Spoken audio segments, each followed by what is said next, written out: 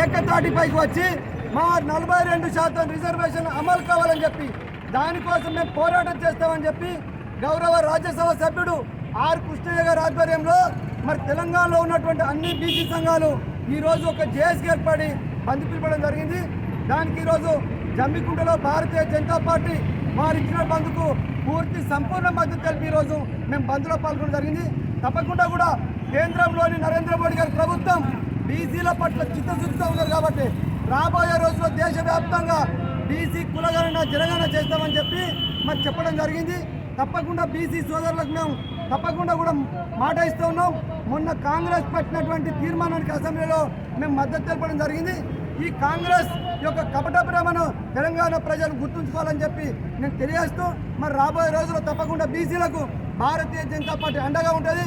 నరేంద్ర మోడీ గారి ప్రభుత్వం ఈ రాష్ట్రంలోనే కాదు దేశవ్యాప్తంగా కులగణన అదేవిధంగా జనగణన చేసిన తర్వాత రాబోయే రోజుల్లో తప్పకుండా కూడా వీరి జనాభా ప్రతిపాదికన తప్పకుండా రిజర్వేషన్ను కల్పించడం కోసం రాజ్యాంగంలో తప్పకుండా కూడా మార్పులు చేసి దీన్ని సాధించే విధంగా కేంద్రంలో నరేంద్ర మోడీ ప్రభుత్వం బీజేపీ పార్టీ కృషి చేస్తామని చెప్పి ఈ సందర్భంగా నేను ఇవాళ బీసీల 42% రిజర్వేషన్ ప్రక్రియలో భాగంగా మరి ఆర్ కృష్ణయ్య గారి నాయకత్వంలో మరి జేఏసీగా ఏర్పడి ఇవాళ రాష్ట్రంలో బంద్ పిలిపించేటువంటి కార్యక్రమాన్ని జమ్మికుంట హుజరాబాద్ నియోజకవర్గంలోని జమ్మికుంట మండలంలో పూర్తి స్థాయిలో అన్ని పార్టీల నాయకత్వాలు సహకరించి ఇవాళ బంద్లో పాల్గొనడం జరిగింది.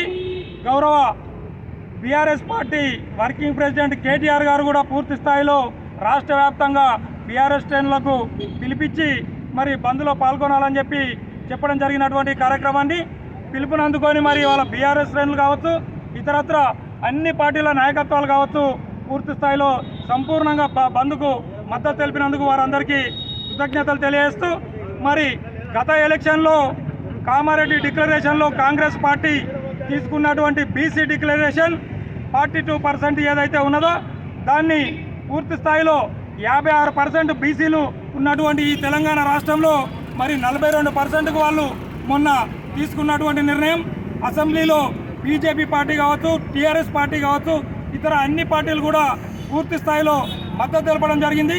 దానికి అనుగుణంగా ఏదైతే తీసుకునేటువంటి నిర్ణయం మరి 9th షెడ్యూల్లో చేర్చి 42% రిజర్వేషన్తోనే స్థానిక సంస్థల ఎలక్షన్లు పోవాలని చెప్పి ఇవాళ బీసీ ప్రజానీకం అంతా కూడా కోరుతూ ఉన్నారు.